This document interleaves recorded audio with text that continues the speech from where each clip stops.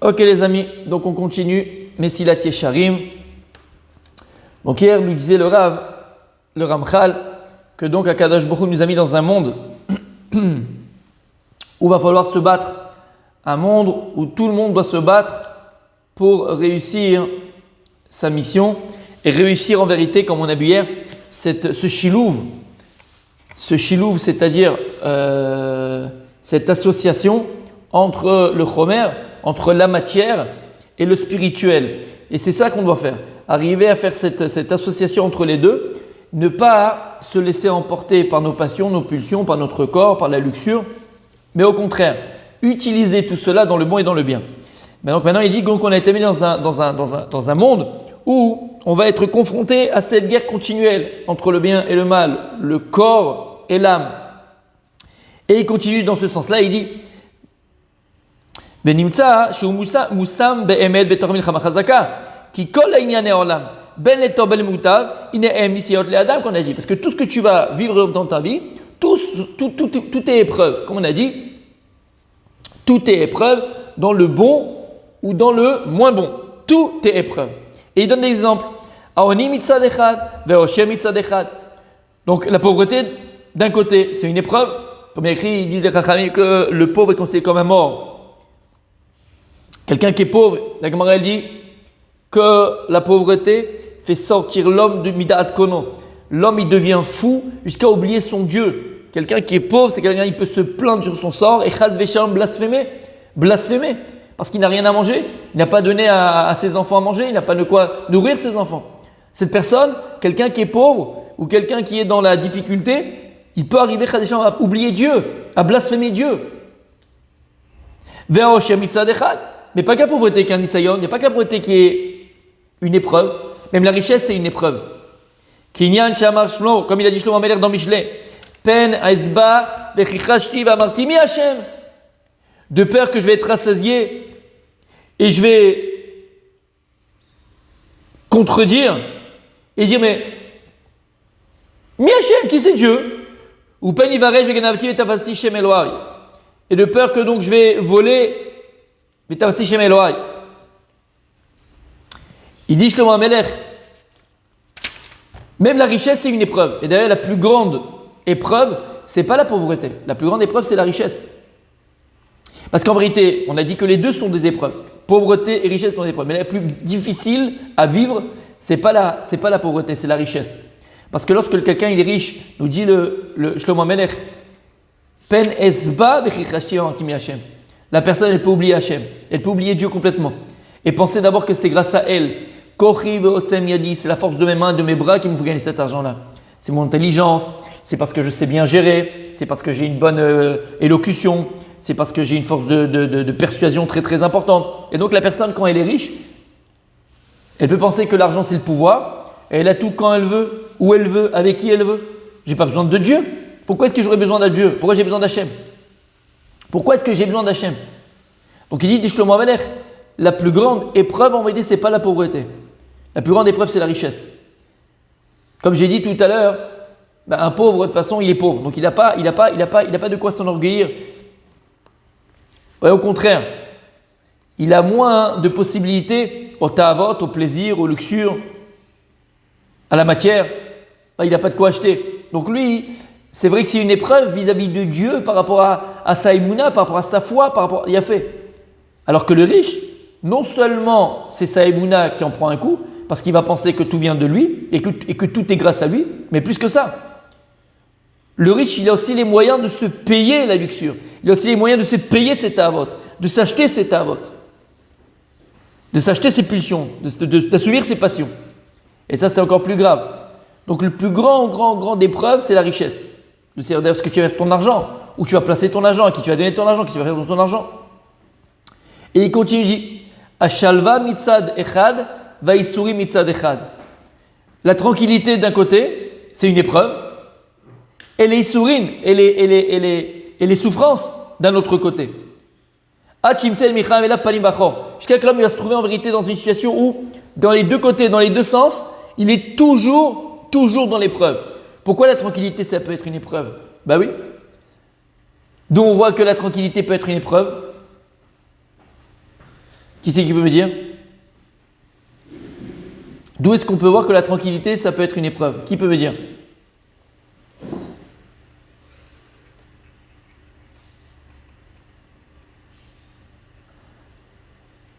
Alors je parle, Émet, mais je parle pas de solitude, hein. Je parle de tranquillité, tu vis avec tout le monde, ta famille, tout ça va rouler, et tu es tranquille. Ben ça peut être une épreuve.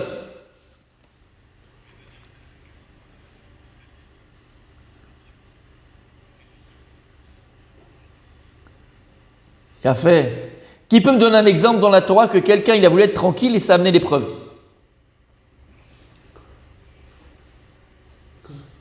Il a fait. Yaakov. Bravo. Yaakov Avinu. Il écrit Vayeshev Yaakov Beretz Miguraviv. Yaakov il a donc décidé de s'installer dans la maison de ses pères ou en Eretz Israël. Donc Yaakov il revient de chez Lavan après tant d'années d'avoir travaillé jour et nuit malgré vent et tempête, dans le froid, dans la neige, dans la chaleur. Pendant des années, il s'est donné entièrement pour son beau-père. Ça y est, il a mis au monde les tribus. Il se dit, j'arriverai en Eretz Israël, je vais être tranquille. Alors, ce n'est pas la tranquillité que nous, on cherche, d'accord? On va aller en vacances, on va aller se promener, on va aller au soleil, pavaner au soleil. Non, c'est pas ça qu'il a fait Yaakov. Yaakov, il a dit, maintenant, je vais me couper de moi. Il a le droit. Ça y est, j'ai donné. Qu'est-ce qu'il dit l'Orchem Akadosh? Il y a écrit dans le Midrash, Bikesh Yaakov Avinu Lisha Bishalva. Yaakov Avinu, il a donc désiré, voulu, décidé, Bikesh, il a demandé de s'installer tranquillement, Beshalva, tranquille, à son niveau à lui. Kafat Salar Vogzo chez Yosef. À ce moment-là, il lui arrivait l'épreuve de Yosef Hatzadik. Et ça va plaire bien sûr à Rabbi Moshe. Dit le Orchem Akadosh ici, de là on apprend un klal pour la vie.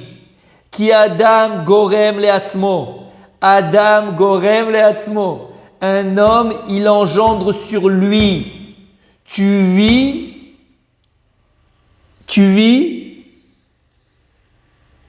Rabbi Moshe, termine. Tu vis le résultat de tes choix. C'est pas de moi, c'est le Or Achaim Akadosh. Vous savez que le Or Achaim Akadosh, il avait la prina de Mashiach ben Yosef. Et le Gaon devina Mashiach ben David.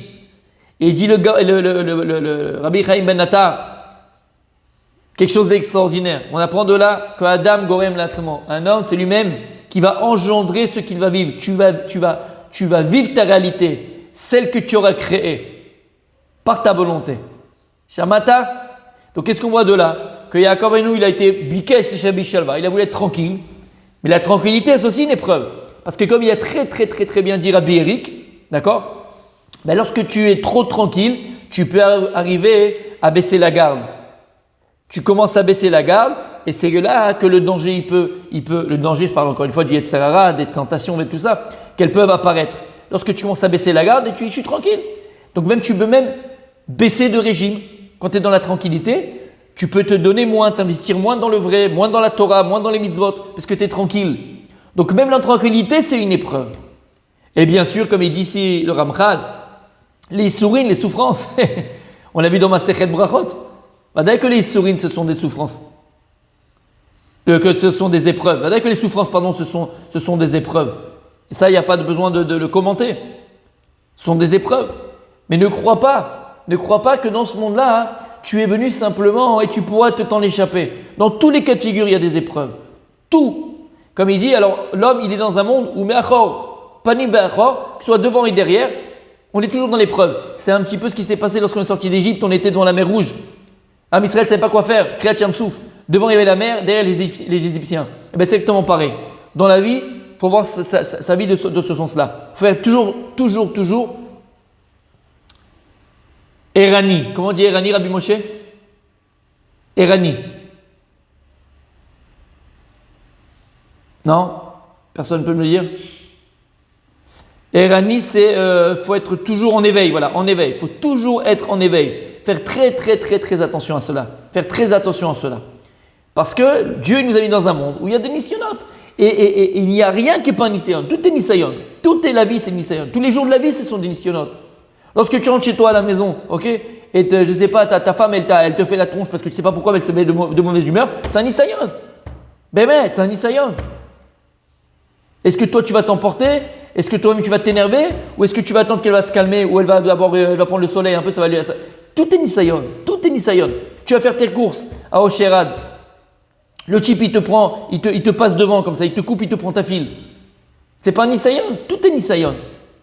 Donc Hachem nous a mis, il dit le Ramchal, dans un monde de Nisayon. Vim yel ben chayil, vinatzach hamilchama mikol azdadin, ou yeh adam hashalem asher yizke ledabek beboro. Et nous dit le Ramchal, alors qui c'est cette personne qui va être quelqu'un d'entier, de complet, et qui aura le mérite de s'attacher à Dieu? C'est uniquement ces personnes, comment il l'appelle? Ben chayil. Chayil vient de chayal. C'est quelqu'un qui est un soldat et qui gagnera cette guerre. On est tous des soldats. Tous des soldats, comme il a dit tout juste avant le Ramchal, on est sur un champ de bataille, les amis. On est sur un champ de bataille. Et c'est un combat, la vie. Donc on est tous des soldats. Maintenant, un soldat, il faut qu'il soit armé. Alors quand tu viens dans ce monde-là, Akadosh Baruch Hu, il te donne les armes. Déjà. Dieu, il te donne les armes pour que tu puisses combattre. Combattre les passions intérieures, le Yetzer Hara intérieur, les lourdeurs intérieures, la vision éphémère de la vie. Donc Dieu, il te donne les armes. Mais ça ne suffit pas. Ça, c'est les madim, c'est les habits du khayal. Après, toi, tu dois acquérir de nouveaux moyens, puisque tu vas évoluer, tu vas grandir, et le combat, il ne va pas être le même. Comme explique le Rav Dessler, le Yetzer Hara, c'est comme un virus. On est en plein dedans. Il mute. Maintenant, le virus, c'est toujours le même. Il est là pour faire mal et pour tuer. Maintenant, il va muter. Si toi, tu n'es pas capable aussi de t'adapter au virus, tu n'es pas capable de t'adapter au Yetzer Hara, tu es mort. Parce qu'à chaque étape de ta vie, à chaque étape de ton évolution, tu vas devoir adapter tes armes à ton ennemi. Puisque ton ennemi, ce n'est pas le même. Lorsque tu avais 8 ans, le Yetzer Hara, ce n'est pas le même que lorsque tu vas avoir 12 ans. Et lorsque tu vas avoir 15 ans, ce n'est pas le même que lorsque tu vas avoir 20 ans. Et lorsque tu as 20 ans, ce n'est pas le Yetzer Hara que lorsque tu as 40 ans. Le Yetzer Hara, il va muter. Le Yetzer Hara, il va changer, il dit le Rav Dessler, en fonction de ce que tu es. Maintenant, il y a des gens qui veulent combattre le Yetzer Hara avec des armes qui ne sont pas adaptées. Tu vas utiliser une arme de l'âge de 8 ans pour essayer de repousser ou de combattre ou de vaincre ton Yetzer Hara alors que tu as 40 ans. Mais t'étonnes pas que ça ne marche pas, tzaddik. Tu n'utilises pas les bonnes armes. Donc qu'est-ce qu'il faut? Il faut des munitions. Et c'est quoi les munitions? C'est l'Imouda Torah et l'Imouda Moussa. L'étude de la Torah et l'étude de l'éthique juive. Parce qu'en fonction du Moussa, le Moussa, il va te ramener, il va être adapté à ce que tu vis. Il va être adapté à ce que tu es aujourd'hui. Et en fonction de ce que tu es du Moussa, c'est les munitions que tu te prends pour combattre ce Yetzer Hara de tous les jours. Et donc il dit le Ramchal, on est tous des soldats. Maintenant le soldat qui vaincra cette guerre entre ces deux côtés, dans ces deux côtés-là, cette guerre du Nisayon, cette guerre des épreuves dans laquelle on se trouve tout au long de notre vie, c'est lui qui sera appelé Adam Shalem, l'homme entier et complet, et qui aura le mérite de s'attacher à Kadosh Baruch Hu. Et lui, alors, il pourra sortir du couloir et rentrer dans le palais pour profiter de la lumière de vie de Dieu. Lui, il aura gagné son combat dans ce monde-là. Il n'aura pas besoin de revenir, comme dit le Harizal, dans Shar Gilgulim aussi, il n'aura pas besoin de revenir en réincarnation pour réparer des choses qu'il n'aurait pas réussi à réparer dans sa première vie. Cette personne qui aura travaillé sur lui. Et je répète, les amis. N'oubliez jamais ce que je vous dis là maintenant. Je vous le répéter 1000 fois. La différence entre nous et les Gdolei Israël, la plus grande différence entre nous et les grands d'Israël, c'est laquelle? À part la Torah qu'eux, ils sont mis dans les midot, dans ce qu'ils sont. Quelle différence entre eux et nous? Quelle différence entre eux et moi? On pense que, ouais, ils sont nés comme ça. Non. Un Gadol Israël, quelqu'un de grand dans le Israël, il ne pousse pas comme un champignon. Les champignons, il pleut, ça pousse naturellement. Ça n'existe pas dans la Torah. Une personne que tu connais ou que tu vois, et que tout d'un coup il fait tchouva, tout d'un coup ça devient a priori quelqu'un de grand comme ça, il a une belle barbe, un machin, c'est du pipeau. C'est du pipeau, ça n'existe pas. Il faut beaucoup de travail. Et je viens de lui dire la réponse. La différence entre eux et nous, c'est qu'eux, ils ont travaillé sur eux-mêmes. Eux, ils ont travaillé sur eux-mêmes. Et je répète souvent ça. Hein. Des fois, il y a des couples qui viennent et disent ça va pas, ça marche pas, ils prennent Shambaï, d'accord? Mais je vous dis franchement, je leur dis en face, je dis, c'est mort, votre histoire, mais c'est mort. Pourquoi c'est mort? Parce que si un des deux ne veut pas travailler sur lui-même, ne veut pas travailler ses midot, ne veut pas faire des efforts, Personne ne les fera à sa place. Tu peux étudier le Moussar toute ta vie. Toute ta vie, tu peux ouvrir des livres et être un cochon dans la Torah. Mais qu'il a du terme.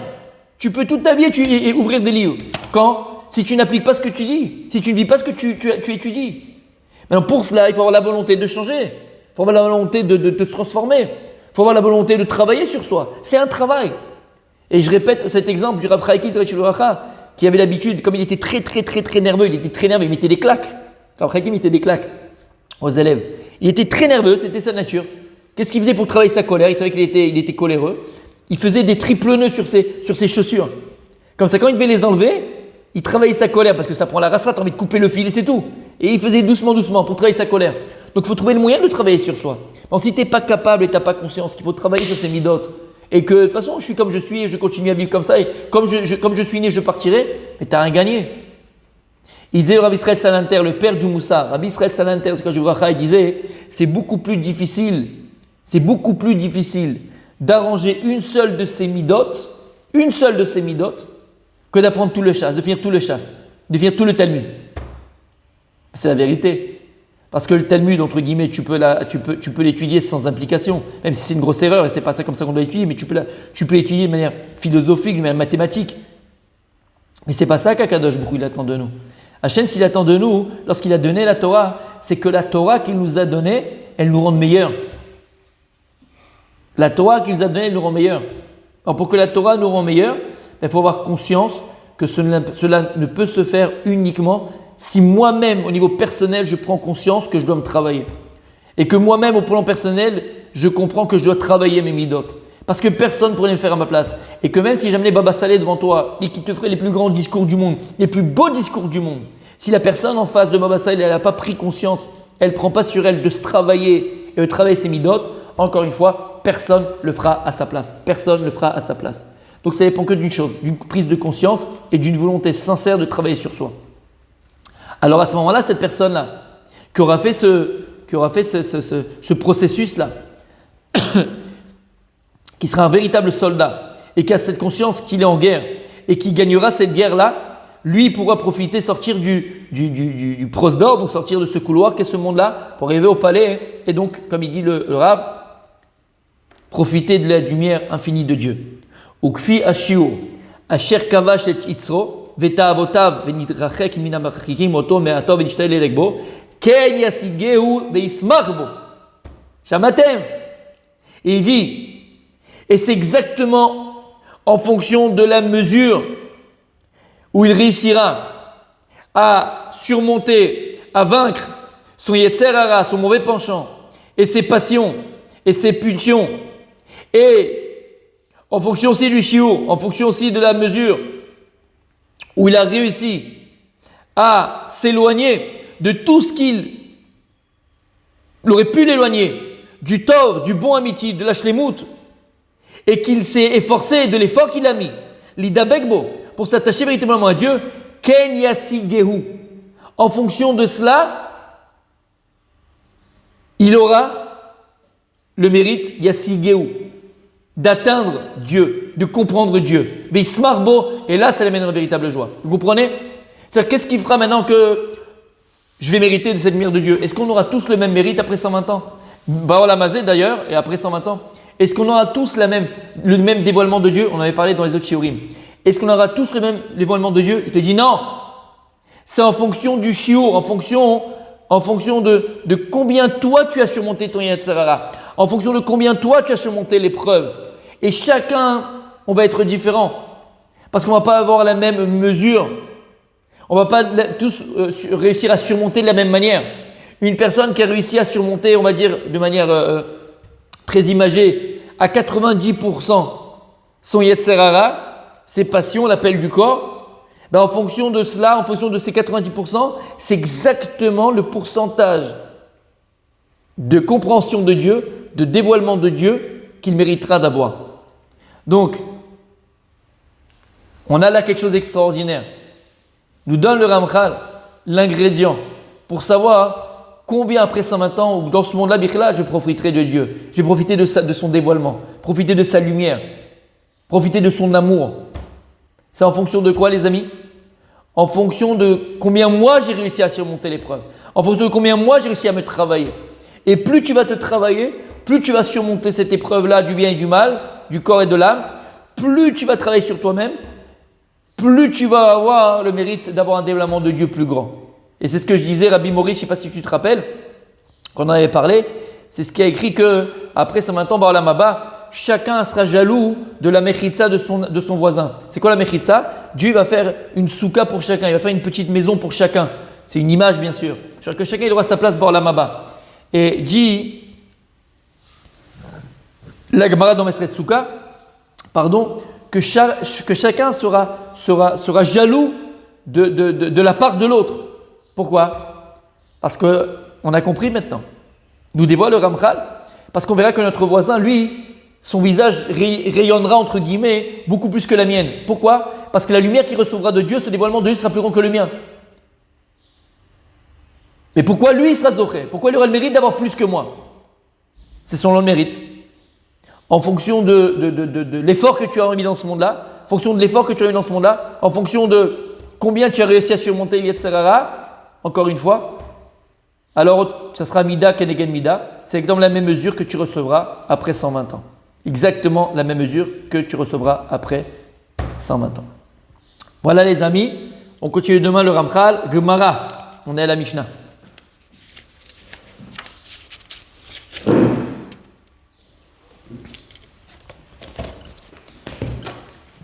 Hop, on est Daf Yudbet Hamoud. Daf Yudbet Hamoud Bet à la Mishnah. Il nous reste vraiment pas beaucoup pour arriver à regarder celui qui a la Gemara. Regardez, on est vraiment à la fin du Pérec. Je sais pas comment on pourra faire un petit sioum. Il faudra faire un sioum, mais c'est pas possible. On est obligé. On a fini un Pérec. C'est magnifique. Sidi Boussaïd, comment on va faire pour faire le sioum? Hein? Ah, c'est non, obligé.